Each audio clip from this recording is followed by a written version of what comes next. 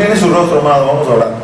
Padre, en el nombre de Jesús, nombre que es sobre todo nombre, venimos ante tu presencia todavía en esta mañana, Señor, agradecidos por poder estar acá, agradecidos por tu bondad, por tu misericordia, agradecidos porque nos das salud para poder apersonarnos aquí juntos, Señor, como iglesia, como colectivo, adorarte, bendecirte, engrandecerte, participar, Señor, del pan y del vino, Señor, que nos recuerda tu sacrificio, y también, Señor, ahora para compartir tu palabra, para recibir lo que tú para nosotros has preparado. Ruego de mi Señor que la palabra no vuelva vacía a ti, sino que conforme al propósito que le envías haga en cada uno. Oramos en el nombre de Jesús, amén y amén. Aleluya. Dios es bueno, amado. Amén. Dios es bueno. Amén. Y su misericordia es para siempre, mis amados. La misericordia de Dios es más grande que los cielos. La misericordia de Dios supera la justicia de Dios. Y si no fuese así, créanme, amados hermanos, que ustedes y yo estaríamos perdidos total y completamente. Su misericordia se renueva cada mañana. Así que nunca cese de darle gracias al Señor, tanto por su bondad, su benevolencia, como por su misericordia sobre nosotros, porque gracias a esas cualidades divinas, usted y yo nos encontramos hoy aquí. Quiero darle gracias al Señor. Usted ya sabe pues que hace un par de semanas nos permitió el Señor a mi esposo y a mí ir a México para estar junto con los hermanos de la Casa de Oración Ven Pronto en Cuernavaca, que estaban celebrando su 15º aniversario. Fue un tiempo de bendición, fue un tiempo de refrigerio, un tiempo de aprender, un tiempo de agradecer. Quiero pues testificar delante de ustedes que Dios ha sido bueno y Dios nos ha dado porción. Esperamos ir trayendo pues en la medida que considere oportuno para traer a la congregación. De momento lo que deseo es darle gracias al Señor por la casa de oración que nos ha permitido fundar acá en este lugar. Vamos a llamarlo un salón de oración. Nos hemos reservado el término casa de oración para cuando seamos 24/7, y vamos a ser 24/7 para la gloria del Señor. Por ahora tenemos un salón de oración que está funcionando desde las 7 de la mañana hasta las 7 de la noche, de lunes a viernes. Eso son 60 horas de oración a la semana para la gloria de Dios. Y estando en ese lugar compartiendo, había hermanos, casas de oración de Brasil, casas de oración de Bolivia, de Ecuador, de México, de los Estados Unidos, incluyendo dentro de lo que son las casas de oración de Estados Unidos, una que están fundando los hermanos que trabajan con el pastor Nes Gómez. Algunos de ustedes aquí conocen al pastor Nes Gómez. Están fundando una casa de oración en Hawái con la gente de Jucum, Juventud con una Misión.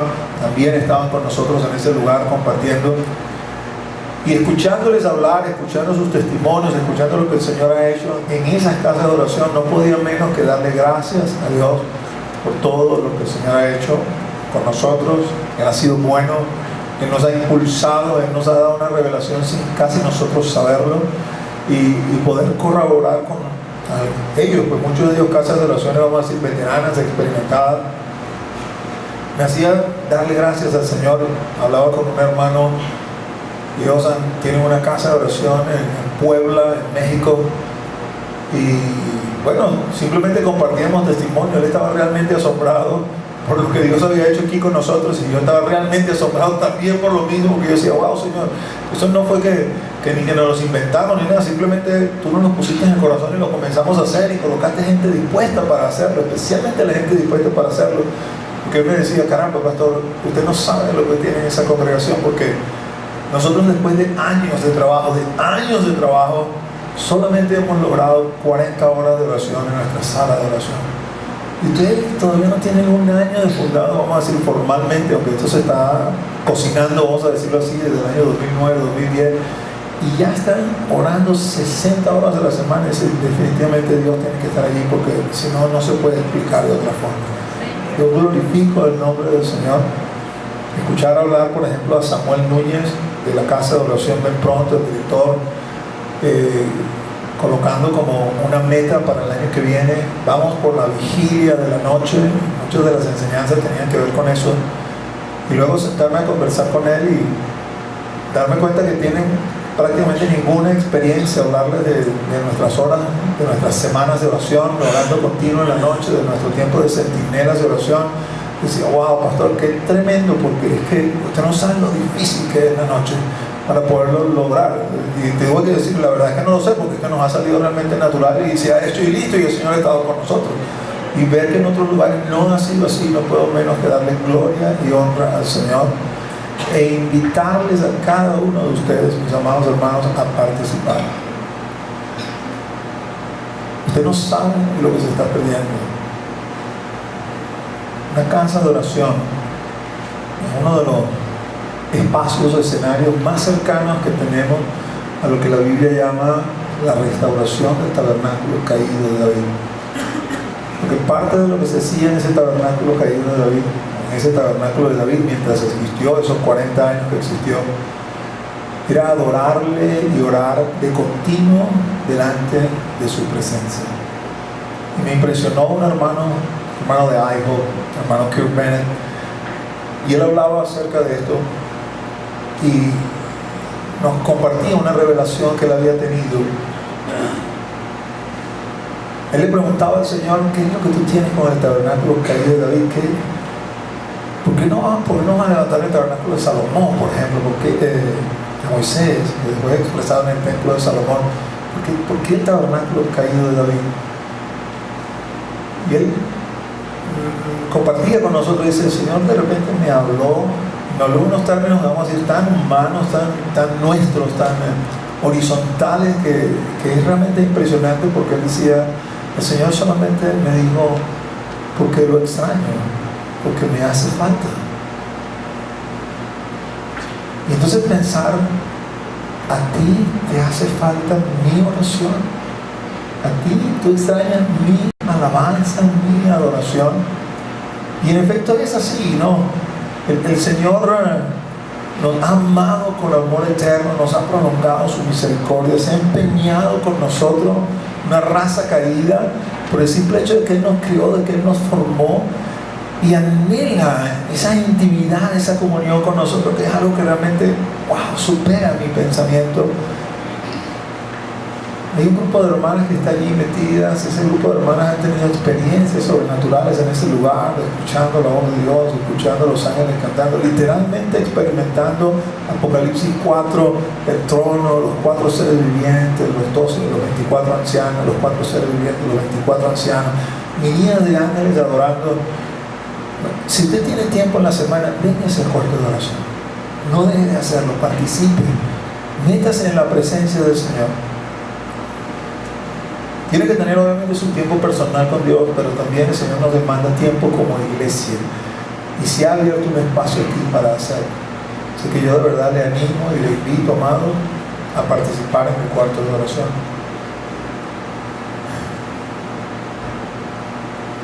El día de hoy, mis amados, quiero continuar con lo que hemos venido tratando a propósito de Colosenses 1:10. Ese ha sido nuestro versículo este año. Pablo ora por los hermanos de Colosa, le pide al Señor que tú puedas derramar sabiduría e inteligencia espiritual, hacerlos crecer en sabiduría e inteligencia espiritual, con el propósito no de que espiritualmente se engorden o se ufanen delante de otros, de los sabios y de los inteligentes que son espiritualmente hablando. No. Ese versículo 10 dice, para que anden como es digno del Señor, agradándole en todo, llevando fruto en toda buena obra y creciendo en el conocimiento de Dios. Hermano Corro, Dios lo ha inquietado y él ha estado llevando, vamos a decir, la primera parte del versículo, agradándole en todo, dando fruto en toda buena obra, andando como es digno del Señor. Y no voy a insistir sobre esa parte. Usted ya, si asistente regular, sabe que el Señor me ha dado a mí la parte de creciendo el conocimiento de Dios, y esto no lo vamos a hacer de otra forma que no sea profundizando en su palabra. Pero no puedo dejar de reflexionar sobre esto, porque es la oración que hacemos por la iglesia con Cristo. Que hoy con Cristo sea llena de tu sabiduría y de tu inteligencia espiritual. para que la iglesia hoy con Cristo ande como es digno del Señor, agradándole en todo, llevando fruto en toda buena obra.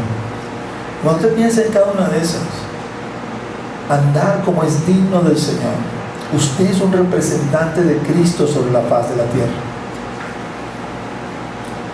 Usted sabe que es triste que de repente usted se consiga con un amigo cercano suyo, un compañero de trabajo, y de repente le diga: óyeme, si tú no me dices que eres cristiano, yo jamás me lo hubiese imaginado.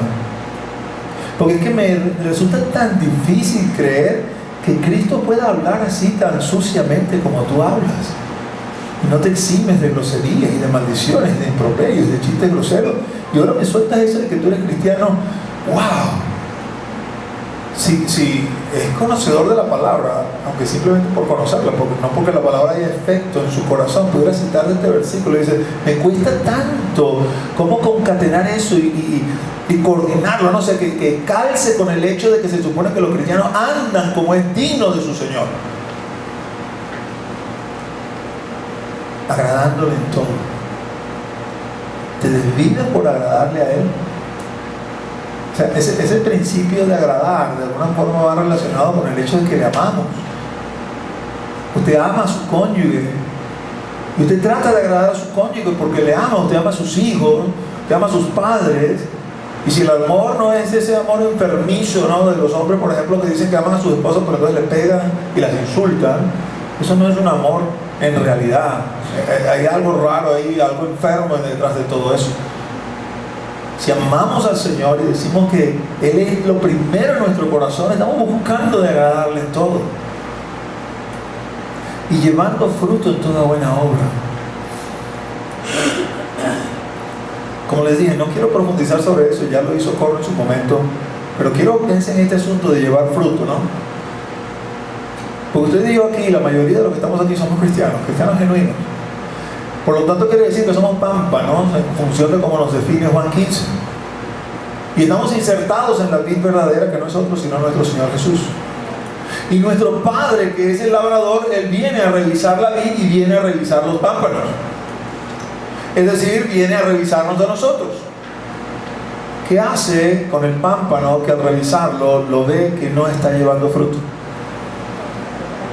¿Ah? Lo corta, llevando fruto en toda buena obra, porque si no estamos llevando fruto, simplemente corta.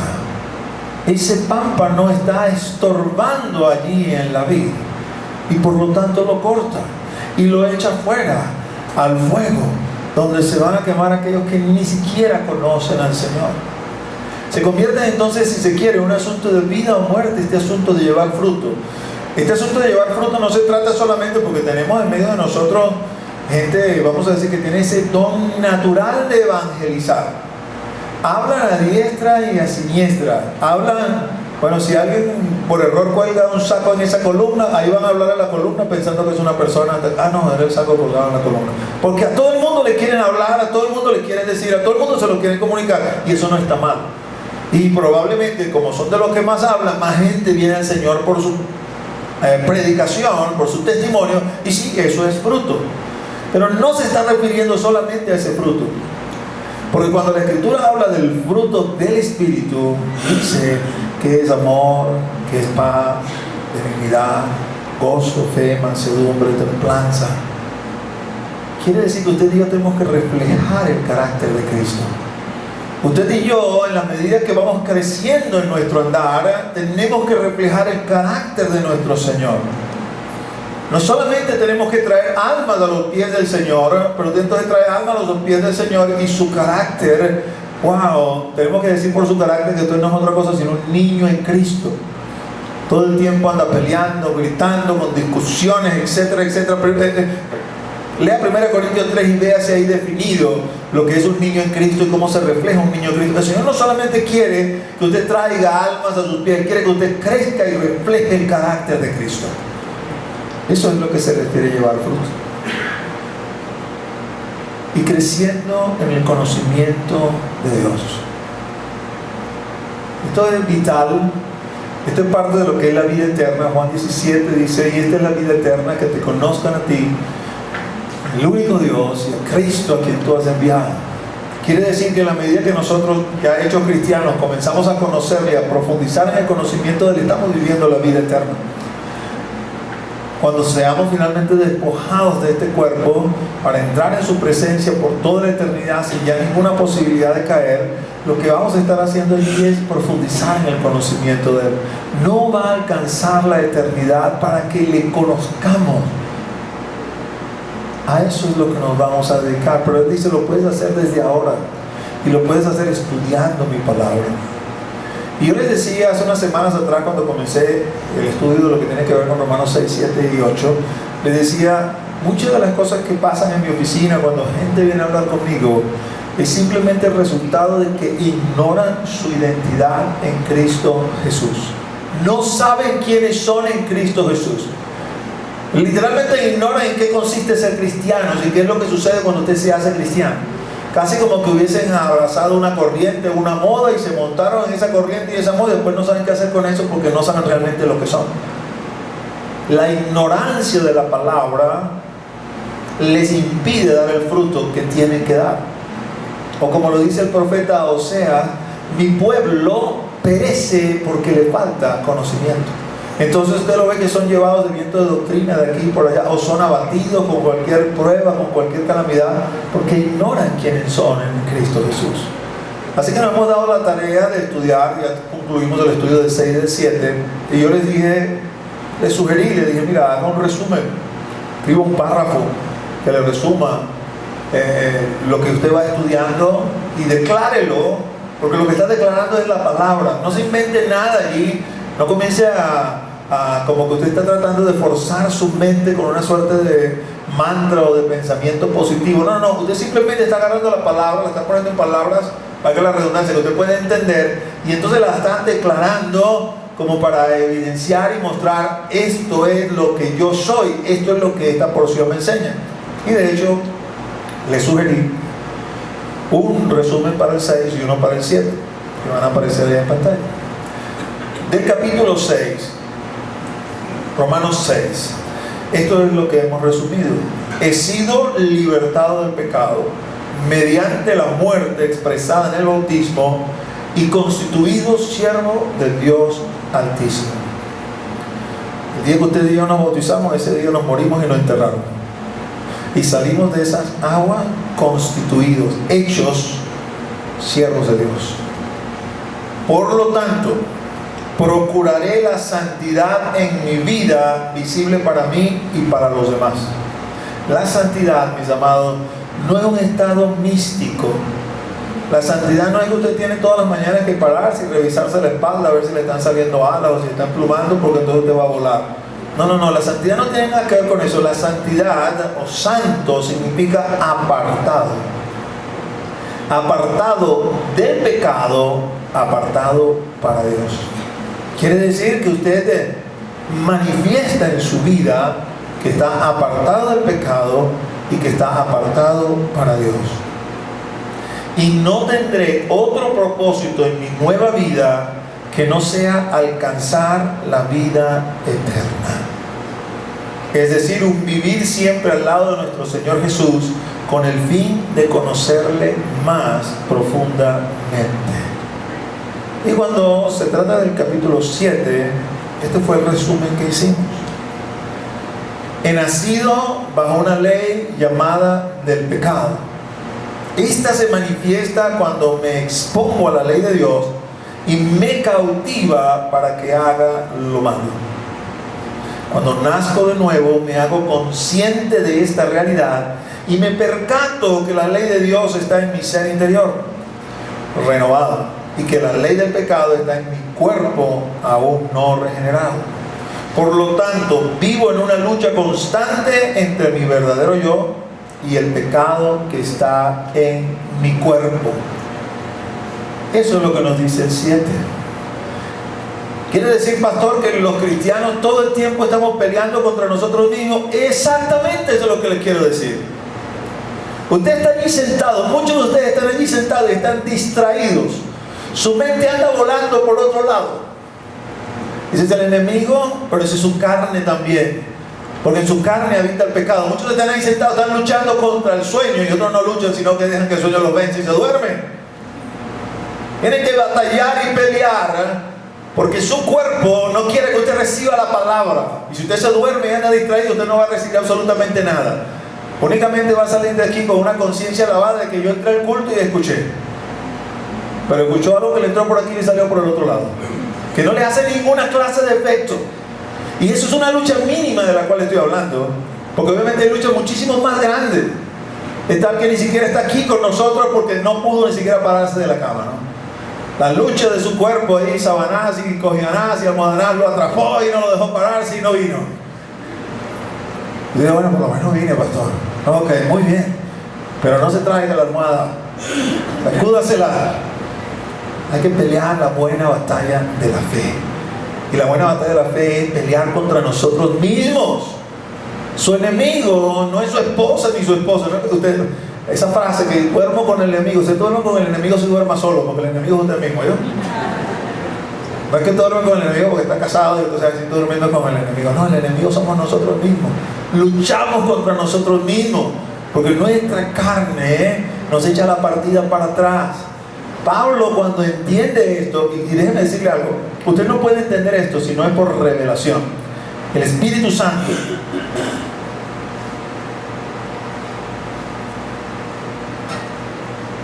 tiene que convencerle de pecado, de justicia y de juicio. Cuando el Espíritu Santo le convence de eso y usted entiende que no hay nada bueno en usted que pueda realmente agradar a Dios, puede clamar como Pablo: miserable de mí, ¿quién me librará de este cuerpo de muerte? Y es allí cuando Pablo, pues acuérdense que esto es una carta, esto no lo escribió Pablo por capítulos y por versículos. Esa división en capítulos y en versículos vino muchos años luego, con el propósito de poder memorizar la palabra, entenderla, comprenderla, separarla en secciones que hiciese más fácil ubicar. Pero eso fue escrito en una carta corrida. Así que la continuación, Romanos capítulo 8, es sucesiva, aunque hay un quiebro espiritual ahí definitivamente, porque no puedes entrar en Romanos 8 si no has atravesado el desierto de Romanos capítulo 7. Todos los cristianos, todos, atravesamos el desierto del capítulo 7. Si usted no ha mordido el polvo, si usted no se ha postrado el rostro en tierra exclamando delante de Dios: miserable de mí, ¿quién me librará de este cuerpo de muerte? Golpeándose el pecho como el publicano: sé propicio a mí porque soy pecador. Todavía hay orgullo dentro de ti, todavía hay vanidad dentro de ti, todavía hay soberbia dentro de ti, que eres capaz de levantarte delante de Dios y decirle a Dios que hay algo que mereces. Solo que como somos cristianos hemos aprendido a adorar la píldora y a presentarlo con un lenguaje que parece espiritual, pero que no es espiritual en realidad. Porque el único lenguaje que entiende el Espíritu Santo es el lenguaje: bienaventurados los pobres en espíritu, porque de los tales es el reino de los cielos. El pobre en espíritu se sabe que no tiene nada bueno que ofrecer, que lo mejor que pudiera ofrecer delante de Dios no es agradable, y que si no es por la intervención divina, usted y yo aquí no estaríamos. Si no es por su misericordia, usted y yo no aquí estaríamos. Déjame decirle algo todavía más, porque muchos de nosotros venimos del entorno de la iglesia católica, y muchas veces vemos a los católicos y se dan golpes de pecho y pues salen a hacer lo mismo. Pero si usted viene a una iglesia cristiana evangélica y aunque no se dé golpes de pecho y sale de aquí a hacer exactamente lo mismo, lo que hizo fue cambiar de local, porque hay que nacer de nuevo. El Espíritu de Dios tiene que venir sobre usted y hacerle nacer de nuevo, un espíritu nuevo, un alma nueva. Y ese espíritu nuevo y esa alma nueva es capaz de reconocer que en esta carne hay una pecaminosidad que me conduce en dirección contraria al camino que Dios ha establecido.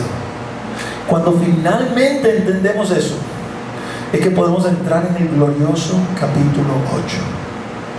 Porque en el capítulo 8 Pablo nos va a hablar de lo que Dios ha hecho en nosotros una vez que hemos entendido esto. El 7 termina: miserable de mí, ¿quién me librará de este cuerpo de muerte? Mas gracias damos a Dios por Jesucristo, Señor nuestro. Y el 8: ahora pues, ninguna condenación hay para los que están en Cristo Jesús, Los que no andan conforme a la carne, sino conforme al Espíritu. Porque la ley del Espíritu de vida en Cristo Jesús me ha librado de la ley del pecado y de la muerte. ¡Aleluya! Ese momento que esas buenas nuevas vienen del cielo, usted está allí sobre su rostro postrado, llorando. ¿Cómo me voy a salvar? ¿Cómo me voy a quitar este tabernáculo de carne que me conduce hacia el infierno? Y la voz divina clama desde el cielo: ninguna condenación hay para los que están en Cristo Jesús. Los que no andan conforme a la carne, sino conforme al Espíritu. Porque la ley del Espíritu de vida en Cristo me ha librado de la ley del pecado y de la muerte. Y ahí usted brinca y salta de la emoción. ¡Aleluya! Cuando me muera, me voy con Él. ¿Qué les parece si comenzamos a orar ahorita? Señor, que caiga este techo sobre nosotros para que nos vayamos con Él. ¿Empezamos? Pastor, no te vuelvas loco, ¿qué pasa? No estoy preparado todavía, no estoy listo. ¿Y cuándo va a estar listo? Porque es que cuando Él nos llame de arriba, que no nos va a avisar, por cierto, nadie puede desobedecer. Y no miren a los más ancianos, a los más viejitos, como, primero prepárate. Porque todo lo que hace falta es que Él diga, ven acá. Y cuando Él diga, ven acá, no hay nada que podamos hacer. Nada. Hay que estar preparado en todo tiempo y en todo momento. Ninguna condenación hay para los que están en Cristo Jesús. Uno tiende a pensar, ¿no? Bueno, antes no sabía nada de Cristo, ahora sí sé de Cristo, leo la palabra, bla, bla, bla, bla, bla, seguro que ahora sí estoy en Cristo.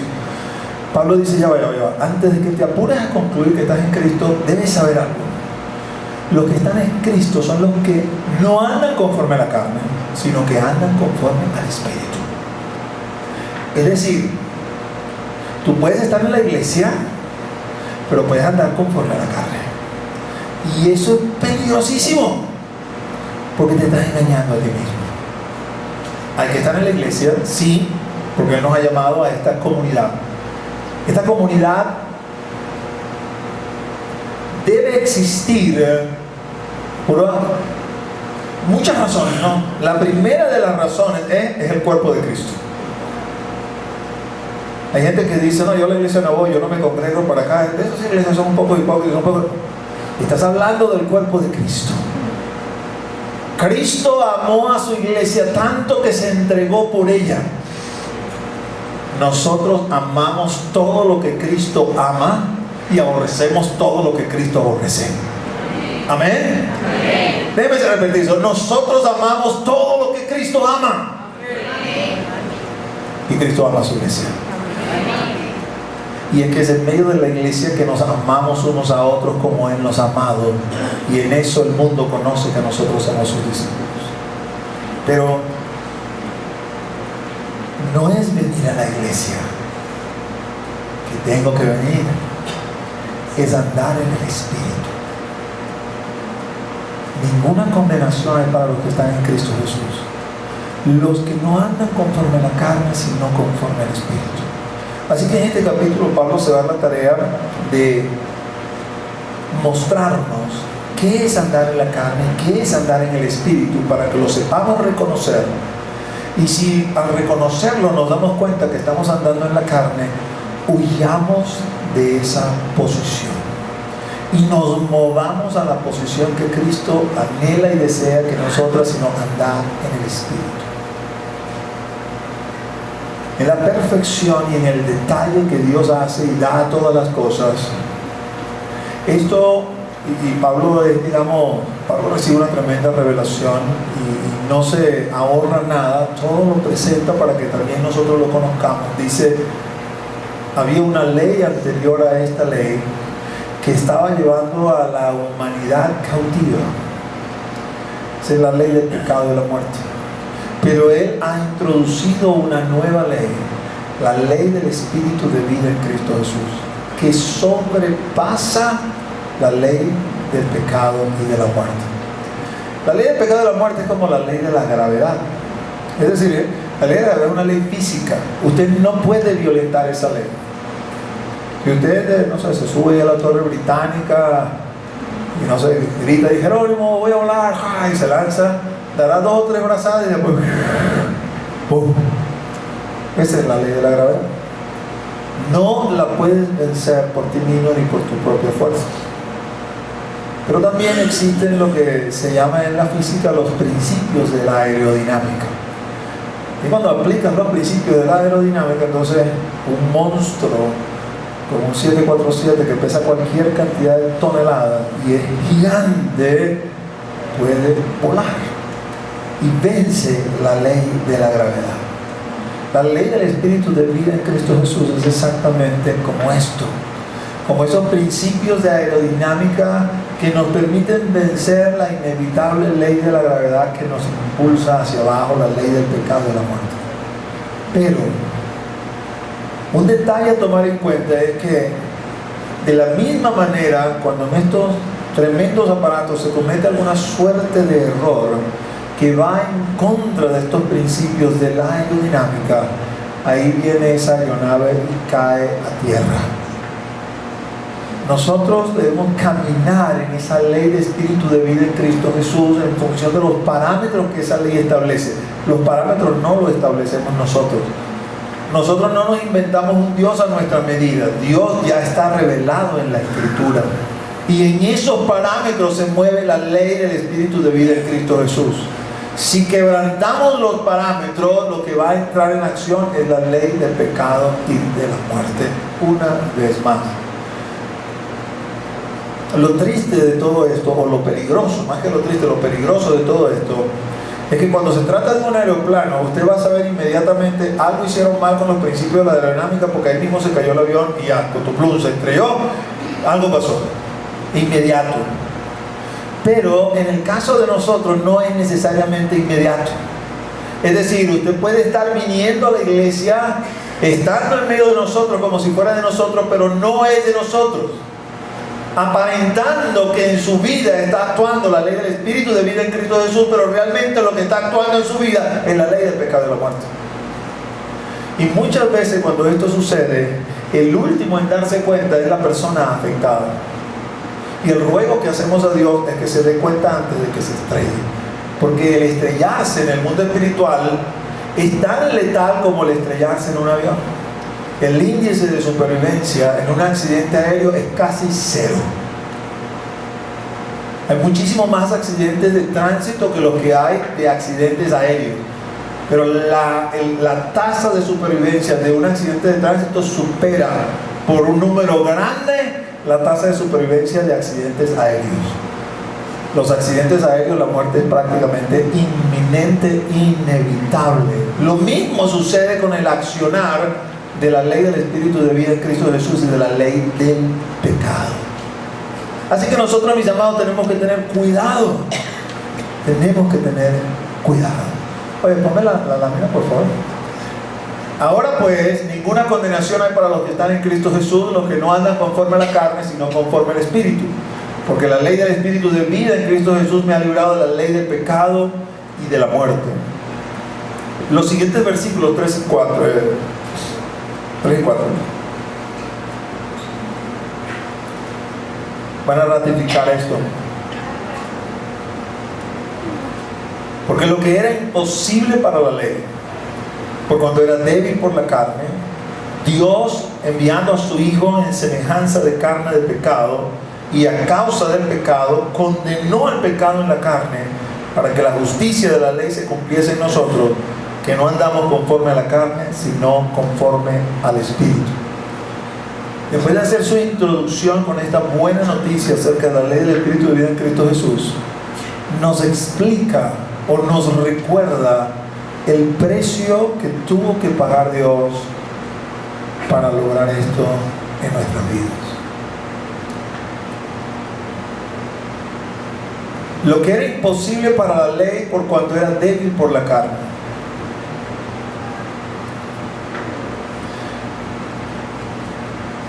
El plan del Señor es una cosa tan maravillosa, tan poderosa, con tantos detalles, que realmente asombran.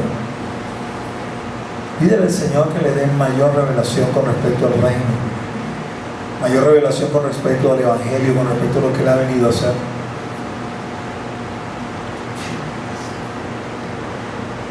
El deseo del corazón de Dios es reconciliarnos a nosotros con Él. Nosotros me refiero a la humanidad, no solamente a los que estamos aquí sentados. Y en función del plan que Dios tenía, lo primero que el Señor hizo fue introducir la ley. Al introducir la ley, quedó en evidencia, quedó expuesto que es imposible para nosotros los hombres alcanzar el estándar de Dios. Voy a ponerle algo muy simple, muy sencillo, que para nosotros, digo para nosotros latinos, vamos a decir en general, es casi algo cultural. La mayoría de nosotros nos sentimos justificados frente a la mentira. Mentimos y a la hora de ser recriminados por nuestra mentira tenemos una excusa para haber mentido. No, es que yo dije eso para que no sufriera. Yo dije eso para que no peleáramos. Yo dije eso para que no me regañaran. Yo dije eso porque, oye, si digo la verdad, imagínate cómo se va a poner en su corazón. Y tengo cualquier cantidad de excusas para justificar la mentira. Pero resulta que dentro de los 10 mandamientos que nosotros profesamos seguir a pie de juntilla porque decimos que somos cristianos, uno de los mandamientos es no mentirás. En el momento que mientes, te haces reo de condenación, porque has violentado la ley, porque has transgredido la ley. Miren, usted puede decir, en una oportunidad, una persona me decía, oye pastor, me comí la luz, y me como la luz y me paró el fiscal. Y cuando me para el fiscal, yo creo. Cuando mire que se come la luz, sí, pero es que tengo un dolor de barriga, para que no lo aguanto por eso, para acá. Muy bien, pero igual tiene una multa porque se come la luz. Pero oye, pero tú eres malo, que la ley no dice que por dolor de barriga usted se puede comer la luz. Usted come la luz y tiene que poner la multa. Es tan sencillo como eso, la ley es blanca y negro. No hay atenuantes. Aparte que era una mentira lo que estaba diciendo, ¿no? Y seguro que el fiscal había escuchado cualquier cantidad de mentiras. Lo mismo sucede delante del trono. Cuando te presentes delante del trono, ¿qué le vas a decir al Rey de Reyes y Señor de Señores? El juez, que todo lo sabe, que todo lo conoce, cuando te diga, aquí mentiste. ¿Cómo te vas a justificar? La ley es introducida para mostrar a los hombres, no hay forma que por sus propias fuerzas, por su propio esfuerzo, ustedes puedan serme agradables. Se necesita algo más poderoso que la ley. Y en el plan que Él dio desde antes de la fundación del mundo, ya había diseñado que era a su Hijo en persona que iba a enviar al mundo. Después de haber enviado la ley y haberse mostrado la ley delante de todo para que el pecado en todo se pusiese en evidencia, se pusiera de manifiesto nuestra incompetencia para poder acercarnos a Él, envía a su Hijo. Pero no envía a su Hijo en gloria, sino lo envía en semejanza de carne de pecado y a causa del pecado. Mira, cada vez que tomas la Santa Cena, y tenemos que tomar la Santa Cena, y lo tenemos que tomar todos los domingos, porque lo que entendemos, lo que dice la Escritura en Hechos 12, que cada vez que se reunían, partían el pan. Y el Señor, cuando estableció su cena, lo que llamamos la cena del Señor, dijo, cada vez que hagáis esto, háganlo en memoria de mí. Es un momento solemne, que corremos el riesgo de por hacerlo cada domingo, tú te habitúes a eso de una forma tal que lo hagas casi que de una forma religiosa, o una forma litúrgica. Pero no es realmente así. La idea es que cuando tú ves ese pedacito de pan allí partido, te venga a la memoria, este es el precio que tú pagaste por mí. Tu amor se manifestó para con mi persona cuando fuiste a la cruz, al Gólgota, al monte del Calvario. Allí, a poner tu vida por causa mía, allí se manifestó tu amor por mí. Y lo hiciste en forma de ser humano. Es decir, tú dejaste el cielo, tú dejaste tu trono, No estimaste el ser igual a Dios como algo que aferrarte, sino que te despojaste a ti mismo y tomaste forma de siervo. Perdóname si se ofende con lo que le voy a decir. No es mi intención ofenderlo, es tratarle de hacerle entender. Eso es como que si nosotros fuésemos como una suerte de dioses y viéramos las inmundas cucarachas, todo lo que hacen, todas las porquerías que hacen, hay que redimir esta raza, pero la única forma de redimir esta raza es hacer una cucaracha como ella. ¿Cuántos están dispuestos a hacerse cucaracha por amor a las cucarachas? El Señor se hizo un siervo como nosotros por amor a nosotros. Pastor, me estás ofendiendo. Discúlpame, no te quiero ofender. Déjame ponerte un término más bíblico entonces. Él le dice a su pueblo de Israel: oh gusano mío Jacob. Yo no sé tú, pero yo soy el gusano del Señor. Porque si Él me quiere más gusano, que me llame como Él quiera, con tal de que sea de Él. Pero Él realmente nos ve, en causa del pecado, nos ve como leprosos. Ese es un término bíblico también. El pecado se compara con la lepra. Métase en internet y vea fotos de leprosos. Vea lo horrible que es esa enfermedad. Así nos ve el Señor. Y por amor a nosotros se hizo como uno de nosotros para podernos salvar. Era la única forma de salvarnos. Eso es lo que le costó al Señor. Y cuando el Señor hizo esto, lo hizo pensando en ti y en mí. Cuando pienses en el momento de la crucifixión y veas al grupo de judíos gritando: crucifícale, crucifícale, y Poncio Pilato: voy a soltarle, vamos con Barrabás, no, suéltanos a Barrabás. En lugar de comenzar a ver a esos judíos cabezones, si yo hubiese estado ahí, si tú hubieses estado ahí, lo más probable es que hubieses estado gritando también: crucifícale, crucifícale, crucifícale. No, pastor, a lo mejor yo era uno de los discípulos, entonces estaba huyendo por tu vida como un cobarde.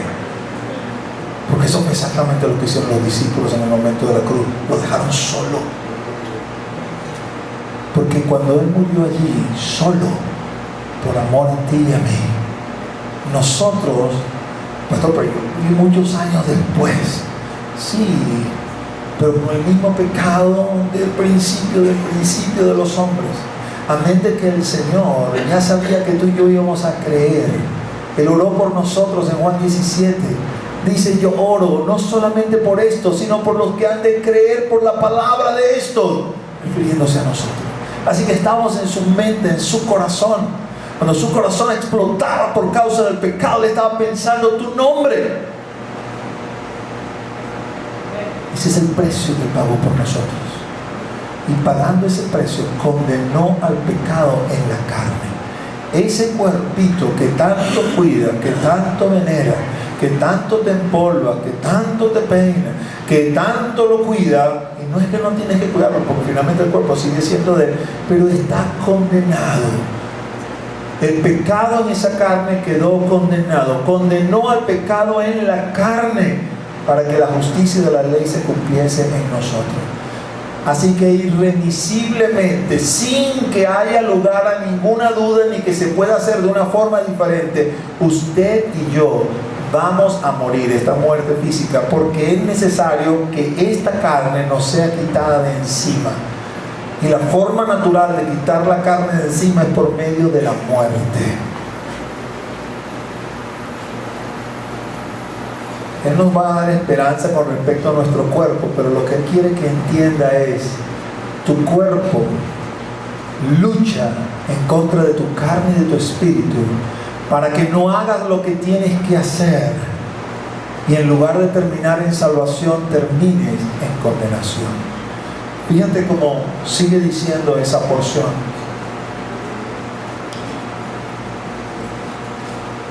Versículos 5, Romanos 8, 5 al 8. Porque los que son de la carne piensan en las cosas de la carne, pero los que son del Espíritu en las cosas del Espíritu. Porque el ocuparse de la carne es muerte, pero el ocuparse del Espíritu es vida y paz. Por cuanto los designios de la carne son enemistad contra Dios, porque no se sujetan a la ley de Dios, ni tampoco pueden. Y los que viven según la carne no pueden agradar a Dios. Pablo vamos a decir que de alguna manera entra en materia y comienza a decirles, voy a mostrarles a ustedes cristianos qué es andar en la carne y qué es andar en el Espíritu. Y va a dirigirse particularmente a dos elementos internos. ¿Qué estás pensando y en qué estás ocupando tu tiempo?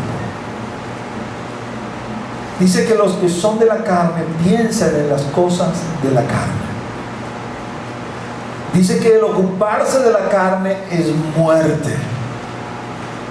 Usted y yo tenemos que revisarnos. Es una orden que el Señor nos da.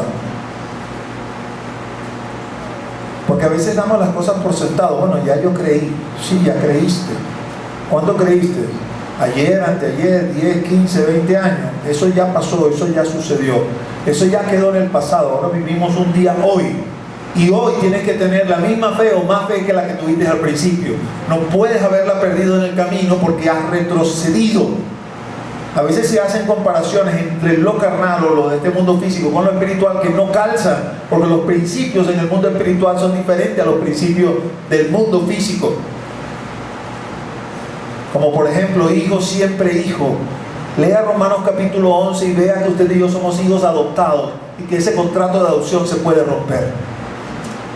Antes de pensar y regodearse en su pecado o en el peso que no quiere quitarse de encima y seguir corriendo la carrera de la forma que no tiene que seguirla corriendo, creyendo que hijo siempre hijo, para darse cuenta al final del camino que su contrato de adopción quedó rescindido por aquel que levantó el contrato, que no fuimos nosotros sino que fue él, y que tiene autoridad para hacerlo y tiene autoridad para rescindirlo también. A nosotros nos corresponde perseverar, nos corresponde esforzarnos, nos corresponde hacer, pero en conformidad con sus designios y con sus deseos. Entonces viene y le dice, usted puede estar en la iglesia y andar según la carne, tiene que revisarse.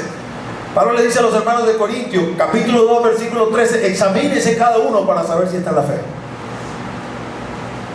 Y el salmista en el Salmo 139, versículos 23 y 24 dice, examíname, oh Dios, y conoce mi pensamiento, pruébame y conoce mi corazón, ve si hay en mí camino de perversidad. David se examinaba constantemente delante del Señor. Y tenemos que examinarnos. ¿En qué estoy pensando? ¿En qué estoy pensando? Los que son de la carne piensan en las cosas de la carne. Pensar en las cosas de la carne no es solamente pensar en lo pecaminoso. Pensar en las cosas de la carne es pensar en todo aquello que no es la voluntad de Dios. ¿En qué ocupas tu mente? ¿En qué ocupas tu pensamiento? El consejo que le dio Dios a Josué: ocupa tu pensamiento en mi palabra. De hecho, no solamente le dijo ocupa tu pensamiento, le dijo que tu boca también esté en mi palabra. Nunca se apartará de tu boca este libro de la ley, sino que de día y de noche meditarás en él para hacer todo lo que en él está escrito. Entonces harás prosperar tu camino y todo te saldrá bien. ¿Estás ocupando tu pensamiento en la palabra? ¿Tienes una inquietud delante del Señor en función de algo que has leído? Explícame esto, muéstrame esto, enséñame esto. Él exhorta a los hermanos de Filipo, Pablo, y le dice: deben pensar en todo lo bueno, en todo lo agradable, en todo lo justo, en todo lo que es digno de alabanza, en todo lo verdadero, en todo lo puro. En esto pensar. ¿En qué estamos pensando? Porque donde ocupe mi mente, de allí van a venir mis acciones. Posteriormente, en este mismo libro, en el 12, le va a decir: así que yo os ruego, hermanos, por las misericordias de Dios, que presentéis vuestros cuerpos en sacrificio vivo, santo y agradable delante de Dios, que es vuestro culto racional, transformado por medio de la renovación de vuestro entendimiento, para que comprobéis cuál es la buena voluntad de Dios, agradable y perfecta. Nuestra mente, nuestro pensamiento. Pero luego viene y dice: ¿en qué estás ocupando tu tiempo? Porque ocuparse de la carne es muerte. Y cuando pensamos en esto, de alguna manera tendemos como que a meter nuestra actividad secular de por medio. Bueno, ¿qué será? Entonces no me debo dedicar a estas cosas. Pero también dice por otro lado que el que no trabaje tampoco coma. Entonces tengo que comer, tengo que trabajar. No se está refiriendo a la Escritura a eso. Cuando dice el ocuparse de la carne en muerte, ¿sabes? David era un hombre ocupado. David era un hombre ocupado, él tenía que atender un reino, pero era un varón conforme al corazón de Dios. Y fíjate lo que escribe David en el Salmo 63. Dios, Dios mío eres tú. De madrugada te buscaré, mi alma tiene sed de ti, mi carne te anhela en tierra seca y árida donde no hay agua, para ver tu poder y tu gloria, así como te he mirado en el santuario, porque mejor es tu misericordia que la vida, mis labios te alabarán. ¿En qué estás ocupándote? ¿Te estás ocupando en la oración? ¿Te estás ocupando en el ayuno? ¿Te estás ocupando en el estudio de la palabra? Amén, de tus actividades seculares, bueno, porque el Señor te dio un trabajo y tienes que trabajar, etcétera, etcétera. Pero el hecho de que tengas que trabajar no quita a qué estás dedicando tu tiempo en cuanto a tus actividades, tus disciplinas espirituales personales. ¿Cuál es tu deseo y tu clamor con respecto a Dios? ¿Solamente cuando vienes acá el día domingo? Oh sí, quiero más de ti, abre mi corazón, quiero recibir. Pues es una constante que hay dentro de ti, un anhelo y un deseo de querer más de Él. Porque es lo que estamos tratando de sembrar en los corazones de la congregación. Una sola cosa te he demandado, Jehová, que yo pueda estar en tu casa todos los días de mi vida, para contemplar tu hermosura, para deleitarme en tu hermosura, para inquirir en tu santo templo. Inquirir es preguntar, aprender. Salmo 27, 4, lo tenemos acá en nuestro lema de la casa de oración. Quiero estar en su casa todos los días de mi vida. Quiero estar en mi trabajo, y en mi trabajo estar en la casa del Señor. Porque eso es estar en su presencia, dice la Escritura. ¿O cómo vamos a orar sin cesar?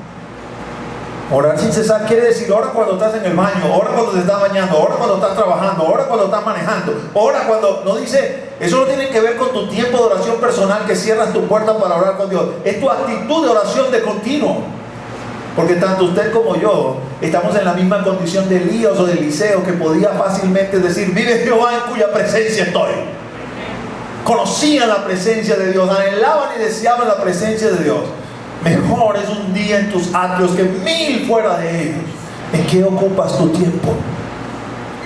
Llegué cansado, voy a ver televisión, me voy a llenar de todo lo que la televisión tiene que ofrecer, voy a meterme en internet, en el Instagram, en el Facebook, a leer noticias por internet, voy a escuchar las noticias por la red. ¿De qué te estás llenando?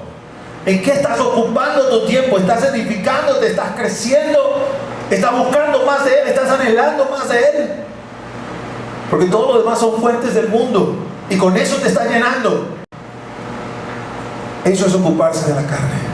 No se trata del trabajo, que tienes que seguir trabajando. Si el Señor no te ha llamado un ministerio a tiempo completo como para estar de lleno metido en su casa porque estás sirviéndole a Él, viviendo del Evangelio, tienes un trabajo y una casa que sostener, si eres hombre de familia, pero eso no significa que no tienes que ocupar el resto del tiempo que te queda en las cosas que producen provecho. Porque lo contrario es ocuparse de la carne. Fíjate que esto es tan tremendo, que el apóstol va a decir, los designios de la carne son enemistad contra Dios, porque no se sujetan a la ley de Dios, ni tampoco pueden. Quiere decir que si tú traes tu propia agenda y se la presentas a Dios y le dices, bendice mi agenda, pero esa agenda no es la misma agenda de Dios, en lugar de ser su amigo, como dice Juan 15, te conviertes en su enemigo. Muchos de nosotros escribimos, no, pero el Señor nos bendice, yo me muevo y el Señor me bendice. El Señor te bendice y te mueves en su voluntad. El Señor no bendice agendas personales, el Señor bendice su propia agenda. Cada uno de nosotros tiene que buscar cuál es tu agenda para conmigo, y esa es la que tengo que presentar delante de Él. Esa es la que Él va a bendecir. Los designios de la carne, los deseos de la carne son enemistad contra Dios. No se sujetan a la ley de Dios, ni tampoco pueden. Es decir, aunque yo me esfuerce en que se sujeten a la ley de Dios, van a terminar no haciéndolo. Y finalmente el apóstol concluye: los que viven según la carne no pueden agradar a Dios. ¿Se recuerdan el primer versículo que citamos? Colosenses 1:10. Para que andéis como es digno del Señor, agradándole en todo. Si vivo según la carne, no puedo agradarle a Él.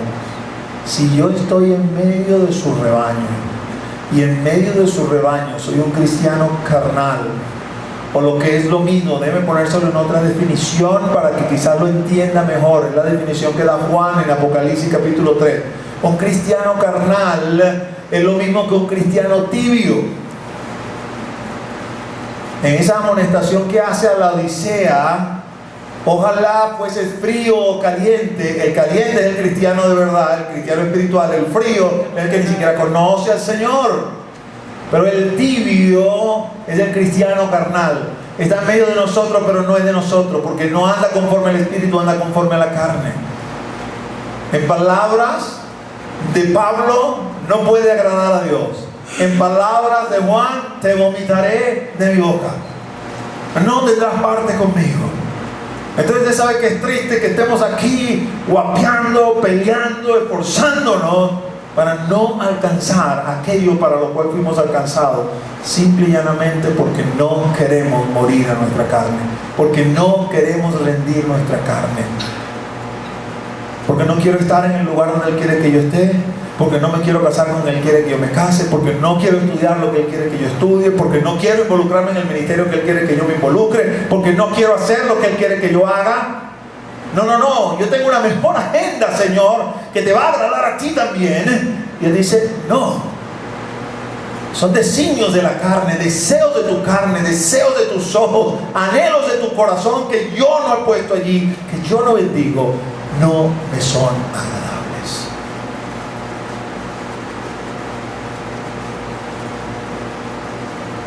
Versículos 9 al 11 dice: mas vosotros no vivís según la carne, sino según el Espíritu, si es que el Espíritu de Dios mora en vosotros. Quiere decir, mis amados, que esta vida no se puede fabricar. Usted puede ver a los cristianos espirituales y tratar de imitarlos, pero tarde o temprano se le va a ver la costura, porque no es imitable. No se puede vivir en el Espíritu si no es por el mismo Espíritu de Dios. Si alguno no tiene el Espíritu de Cristo, no es de Él. Es absolutamente necesario que lo entendamos. Usted y yo somos cristianos porque su Espíritu ha venido a morar dentro de nosotros. Si el Espíritu de Dios no mora dentro de usted, usted no ha tenido la experiencia de nuevo nacimiento, usted realmente no es cristiano, aunque se crea cristiano. Y si usted no se da cuenta de eso a tiempo para hacer los correctivos necesarios, ¿qué es lo que va a suceder? Cuando el Señor venga, fíjese la manera como el Señor va a venir. El reino de Dios está firme, dice la Escritura, teniendo 2 sellos. El primero de esos sellos dice: conoce el Señor a los que son suyos. Yo puedo decir que yo lo conozco. Lo importante es que Él diga que Él me conoce. No que yo diga que lo conozco, porque cualquiera puede decir: sí, yo lo conozco. Pero el punto no es que tú le conozcas, el punto es que Él te conozca a ti. Y cuando se trata de conocernos, Él lo que conoce en nosotros es su Espíritu que está morando en nosotros. En Juan 14 dice: yo voy a venir y os voy a tomar a mí mismo. Es más o menos similar a lo que sucedió en Egipto cuando se paseó el ángel de la muerte. Cuando se paseó el ángel de la muerte, el ángel de la muerte, o el ángel del Señor que pasó mandando los primogénitos, no fue tocando las puertas. ¿Eres judío o no eres judío? Ah, tú eres judío, no, por aquí no paso. No tocó ninguna puerta, solamente vio los dinteles. Y si en los dinteles estaba la sangre del cordero que habían sacrificado esa noche para celebrar la Pascua, pasaba de largo de esa casa.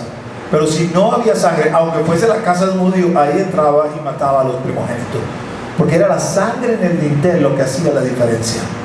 Cuando Él envía a sus ángeles para recogernos de los 4 vientos del cielo, comienza a ver: ahí está mi espíritu, ahí está mi espíritu, ahí está mi espíritu. Déjame señalar para acá arriba porque no se siente señalado. Ahí no está mi espíritu, ahí no está mi espíritu, ahí no está mi espíritu. Y aunque usted de repente se dé cuenta, ¡pum! Se fue uno, se fue otro, y usted como que le pasaron de largo, y usted pega una carrera, ¡amén! ¡amén! ¡amén! Que no va, porque el Espíritu de Dios no está allí. Él no nos viene a recoger, porque no hemos creído que nosotros somos el centro del frasco, que nosotros somos como la tapita del frasco, el centro de la historia. El centro de la historia es Él. Amén. No somos nosotros. Nosotros participamos porque estamos en Él. Y en la medida que esté en Él, ahí estoy seguro. Pero si me separo de Él, tratando de hacer mi propio reino, mi propia idea, estoy equivocado, perdido. Y si Él no me abre los ojos antes de que sucedan las cosas que han de suceder, será muy tarde para mí. Será muy tarde para mí. Sigue diciendo, pero si Cristo está en vosotros, amén, y lo está, el cuerpo en verdad está muerto a causa del pecado, mas el espíritu vive a causa de la justicia. Mis queridos amados hermanos, si usted no lo sabía, la caparazón que carga encima lo único que le sirve es el medio de transporte. Para absolutamente más nada, está muerto. Está muerto. Y por eso debe regresar al polvo. No importa que seamos cristianos carnales o que seamos cristianos espirituales, igualito todos nos vamos a morir, porque este cuerpo está condenado. Usted y yo somos lo más parecido a muertos vivientes, porque por dentro estamos vivos, pero por fuera estamos muertos. Pero Dios nos dice, no te entristezcas por eso, porque el que levantó de los muertos a Cristo Jesús vivificará también vuestros cuerpos mortales por su Espíritu. Viene el día que se escuchará la voz del Señor y los muertos en Cristo resucitarán primero. Por lo cual os digo esto en palabra del Señor, que nosotros, los que vivimos, no precederemos a los que durmieron, porque el mismo Señor, con voz de mando, con voz de arcángel y con trompeta de Dios, descenderá del cielo, y los muertos en Cristo se levantarán primero. Se escuchará un grito, un clamor en medio de las naciones: levantaos los que dormís. Y volverá el cuerpo a la vida, pero un nuevo cuerpo, el cuerpo espiritual que el Señor nos ha dado. No le rinda tanto culto a ese cuerpo que usted tiene encima. Hay que cuidarlo porque es el templo del Espíritu. Claro que hay que cuidarlo, pero no hay que idolatrarlo. Algunos pareciera que si esto no, bueno, eso, mis amados hermanos, se está muriendo, huele mal, va al polo. Dele los cuidados mínimos necesarios y requeridos para que su carro esté bien presentado. Y más nada, no le haga demasiado culto. Cultive el espíritu y el alma que ha sido vivificada de parte del Señor. Vamos a los últimos versículos que quiero considerar. Así que, hermanos, deudores somos no a la carne, para que vivamos conforme a la carne, porque si vivís conforme a la carne, moriréis. Músicos pueden pasar. Quiero que esa frase la atesore en su corazón. Porque si vivís conforme a la carne, moriréis. Quiero que sientas eso con todo el peso que debe sentirse, porque no está hablando de la muerte física. Te acabo de decir que todos nos vamos a morir. Todos. Vivamos por la carne, vivamos por el espíritu. La muerte, en lo que se refiere a la separación del alma y del espíritu de este tabernáculo de carne, es inevitable. Los únicos que no van a morir son los que estén vivos cuando el Señor retorne. Y sin embargo dice la Escritura que van a ser transformados, porque esta carne no puede heredar el reino de los cielos. Así que cuando habla de esta muerte, no se refiere a la muerte física, se refiere a la muerte espiritual. Meta eso allí. Oye, pastor, eso me da como susto. Entonces estoy logrando lo que quiero, porque eso quiero, asustarlo, pero asustarlo con un temor reverente, porque el principio de la sabiduría es el temor al Señor, ¿no? El temor es así como que si usted tiene ahí, no sé, unas pullas ahí, y cuando se va acercando mucho a este lado, ¡pam!, lo pullan y brinca, y dice, ay, cuidado para allá, no. Bueno, así es más o menos, exactamente. Usted tiene eso allí, cada vez que ando allí medio carnucho, epa, los de la carne se mueren, porque si vivimos conforme a la carne moriremos. Está hablando de la muerte espiritual, está hablando de la muerte segunda, está hablando de ser echado en el lago que arde con fuego y azufre. Y nosotros tenemos que huir de eso, porque el Señor nos llamó a mejores cosas. Y yo estoy convencido que usted y yo somos no de los que retroceden, sino de los que tenemos fe para preservación del alma. Y si le hablo como le hablo solamente porque así lo dice la palabra, entendiendo que ustedes en la sabiduría y en la inteligencia espiritual que Dios le da van a ser sabios, van a ser inteligentes, sensatos, y van a tomar las decisiones correctas, adecuadas, para que cuando nosotros los pastores nos presentemos delante de Él, le podamos decir: aquí está tu rebaño, no se perdió ni una sola pezuña. Les enseñamos tu palabra, les enseñamos a temerte, les enseñamos a buscarte, les enseñamos a desearte, para que todos culminemos la carrera. Mas si por el Espíritu hacéis morir las obras de la carne, viviréis. No es por nuestras fuerzas, es por las fuerzas del Espíritu Santo. Ríndete a Él. ¿Sabes por qué no puedes accionar la fuerza del Espíritu Santo en tu vida? Porque no estás rendido a Él. Porque estás empeñado en serlo con tus fuerzas. Porque estás empeñado en decirle al Señor, así como Juan y como Santiago: apártate un poquito, vamos a hacer descender fuego del cielo para consumir estos samaritanos. Y el Señor los vio al rostro y les dijo: ustedes no saben de qué espíritu son.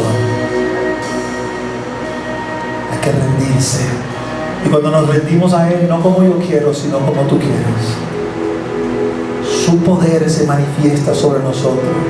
Y esa mentira que no puedes dejar, y ese celo que no puedes abandonar, y esa gritería que no alcanzas a dejar, y esas malas mañas que tienes, que cada vez que las cometes te sientes como el ser más miserable de este mundo, porque entiendes que has ofendido a Dios, te comienzan a abandonar, te comienzan a dejar por la acción del Espíritu Santo sobre tu vida. Y comienzas a experimentar la santidad de Dios. Y voy a concluir con el versículo 14. Todos los que son guiados por el Espíritu de Dios, estos son hijos de Dios. Oh Señor, que tu pueblo pueda entender esto. Hay tantos que hoy en día quieren huir de Venezuela. La situación en Venezuela los tiene agobiados, los tiene atemorizados, los tiene deseando otros pastos, deseando otras aguas. Y óyeme bien lo que te voy a decir: no es que el Señor no nos pueda mover a otro sitio, pero tiene que ser Él el que nos mueva. Hay que venir delante de Él y hay que preguntarle: ¿qué quieres tú? Y lo que Él diga, eso hay que hacerlo. Y no quiero que pienses que te estoy criticando, te estoy juzgando, porque a lo mejor tú en todos estos años jamás te habías preguntado: ¿me voy, no me voy, me quedo, qué hago, corro, no corro, estoy asustado, tengo nervios? Y si ha sido así, te ha pasado mejor que a mí. Porque mi crisis llegó en el año 2005, 2006 y quería irme. Pero cuando fui al Señor, el Señor me dijo: te quiero aquí. Y desde ese entonces para acá, esos 12 años de aquí para acá, no le he vuelto a preguntar a Él, ni le voy a volver a preguntar. Porque si Él quiere que yo me vaya a otro sitio, Él me va a salir al encuentro y me va a decir: hijo, ahora es tiempo de moverte, ahora es tiempo de hacer o de no hacer. Porque ya le pregunté una vez y no le voy a preguntar 2 veces. No voy a cometer el error de Balaam, que preguntó una segunda vez y la segunda vez vino una voluntad permisiva del Señor. Pero es necesario preguntarle, es necesario saber qué quiere Él. Porque los que son guiados por el Espíritu de Dios, estos son hijos de Dios. Es lícito el temor, es lícito la incertidumbre, es lícito la angustia, pero Jehová, mi Dios, tu Dios, es suficiente para salvar, es suficiente para tranquilizar, es suficiente para consolar. A Él tenemos que venir, a Él tenemos que acudir, porque los que son guiados por el Espíritu de Dios, estos son hijos de Dios. ¿Con quién me casaré? ¿Qué estudiaré? ¿Dónde me congregaré? Todo lo consulto con Él. Yo no quiero estar en esta iglesia. Los predicadores se levantan y nos lanzan piedra. Y vienes delante del Señor y el Señor te dijo: aquí te quiero, esa piedra es lo que necesitas para crecer. Y de nuevo no pienses que te estoy juzgando. Yo llegué a esta congregación en el año 2002 y reconocí la congregación como una congregación de sana doctrina, pero venía de una iglesia pentecostal donde el mover del Espíritu Santo era muy superior. Y yo le decía: yo no quiero estar aquí en este lugar. Es una iglesia de sana doctrina, y yo lo sé, Señor, tú me das testimonio, pero yo anhelo, deseo el mover de tu Espíritu y no lo siento. En el año 2003 me invitaron a una iglesia pentecostal y fui. Oh, y eso fue lo máximo. Yo sentí como que estaba en un oasis en el desierto y le decía: aquí me quiero quedar, Señor. Pero aprendí de mi pastor: los que son guiados por el Espíritu de Dios son hijos de Dios. No hagan nada sin preguntarle a Él para saber qué es lo que Él quiere. No se invente su propio camino, sígalo a Él. Y fiel a lo que había aprendido, fui al Señor. Mi esposo y yo fuimos al Señor, y el Señor nos dijo: ya te dije hoy con Cristo. Y el mover del Espíritu, Señor. Yo voy al paso de las paridas. Hoy en día, mis amados, 12 años después, 2003, 15 años después, el mover del Espíritu en esta iglesia, mis amados hermanos, es poderoso. Dios está bajito aquí, mis amados. Y si tú no lo puedes sentir, tienes que revisar tu corazón, porque a lo mejor tienes dureza en tu corazón, falta de rendirte al Señor, y por eso no puedes sentir lo que está al alcance, está en el aire, se respira la presencia del Señor. Y créeme que sé de lo que te estoy hablando y lo puedo testificar. Hace 15 años no lo hubiera testificado. No te voy a decir que Dios no estaba aquí, porque Dios estaba aquí y definitivamente, pero el mover de Dios no era como ahora. En ese salón de oración, allí han escuchado los ángeles cantando. En ese salón de oración han escuchado la voz audible de Dios. Dios se está moviendo en medio de nosotros, mis hermanos. Y por el hecho de que Dios se mueve en medio de nosotros no quiere decir que aquí me tengo que quedar. El punto es que donde yo me vaya a congregar, allí lo hago porque el Señor quiere que yo esté allí. Y lo que suceda en esa iglesia local, bueno o malo, sucede para mi edificación, para Él formarme en el hombre o mujer de Dios que quiere que yo sea. Ponte de pie y vamos a tener un tiempo de oración.